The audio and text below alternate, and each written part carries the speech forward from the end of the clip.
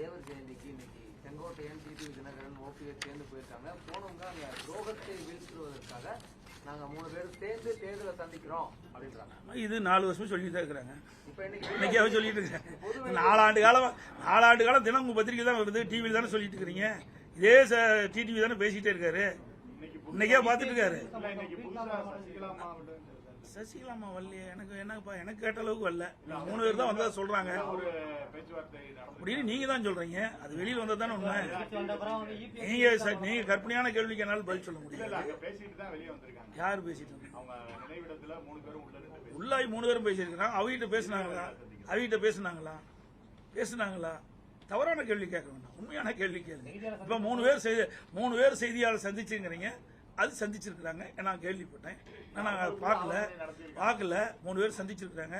அது ஏற்கனவே போட திட்டம் தானே, இன்னைக்கு நேரத்தை போட்டாங்க. அதிமுகவில் இருக்கின்ற பொழுதே குடி பறிச்ச காரணத்தினால தான் நாங்கள் வெற்றி வாய்ப்பு இழந்துட்டோம். இப்படிப்பட்ட துரோகிகள் அதிமுகவில் இருந்த காரணத்தினால தான் எங்களை 2021 ஆட்சிக்கு வர முடியல. புரியுதுங்களா? இவர் 2 நாளைக்கு முந்தைய என்ன சொன்னார் ஓபிஎஸ்? இவரே அதிமுக கட்சிக்காரர், இவரே ஒருங்கிணைக்கின்றவர். உண்மையான அனைத்து இந்திய அண்ணா திராவிட முன்னேற்ற கழகத்தை மனசுல இருந்து இந்த வார்த்தை வராது. 2 நாளைக்கு முந்தி சொன்னார்ல, திமுக ஆட்சிக்கு வரும்னு சொன்னார். இவர் எப்படி போய் ஒன்றாக இணைய முடியும்? இதெல்லாம் திமுக பி டீமா இருந்து செயல்படும். அதிமுக உண்மையான அம்மா தொண்டர்கள்லாம் ஒன்றிணையலாட்டினா திமுக வந்துரும் அப்படின்னு நான் சொன்னேன். திமுக வந்துரும் நான் சொல்லல. நீங்க தாங்க பத்திரிகையில போட்டீங்க. அப்பளுக்கு பத்திரிகை செய்தி சார், அதெல்லாம் நீங்க மாத்தி பேசக்கூடாது. உங்க பத்திரிகை செய்தி நான் வச்சிருக்கிறேன், கையிலேயே எல்லாம் வச்சிருக்கிறேன். பத்திரிகை செய்தி, ஊடக செய்தி, அவர் என்ன பேசினாலும் எங்களுக்கு வந்திருக்கு. அதன் அடிப்படையில் தான் நான் அந்த கருத்தை சொல்றேன்.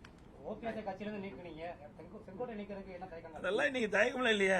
இனிமேல் தானே இருக்கும். ஏற்கனவே நாங்க பதவியெல்லாம் பாருங்க. அதிமுகவை பொறுத்த வரைக்கும் யார் துரோகம் செஞ்சாலும் சரி, தலைமைக்கு உடைய கருத்தை அவர்கள் முழுமையாக கடைபிடிக்காவிட்டால் யாராக இருந்தாலும் உரிய நடவடிக்கை எடுக்கப்படும். நடவடிக்கை எடுத்துக்கிட்டு இருக்கோம். எடப்பாடி திமுக தான் எதிரி, அண்ணா திமுக எதிரி. அது மட்டும் இல்ல, எடப்பாடி திமுக தான் எதிரி எங்களுக்கு, அண்ணா திமுக எதிரி.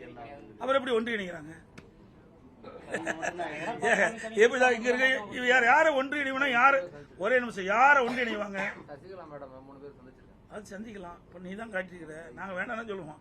அது அவருடைய விருப்பங்க, அது தனி ஒவ்வொருத்தருடைய விருப்பம். அதை போய் நம்ம ஒருத்தருடைய விருப்பத்தை போய் மாறா நம்ம பேச முடியாது. அது என்ன கருத்து என்ன எதுன்னு எங்களுக்கு தெரியாது. சொல்ல புரியுதா? அனைத்து இந்திய அண்ணா திராவிட முன்னேற்ற கழகத்தை பிடிக்க எத்தனை எட்டப்பர்கள் எத்தனை துரோகிகள் வந்தாலும் வீழ்த்த முடியாது. இது எங்கள் பகுதியில் இருக்குது உண்மையான அனைத்து இந்திய அண்ணா திராவிட முன்னேற்ற கழகம்.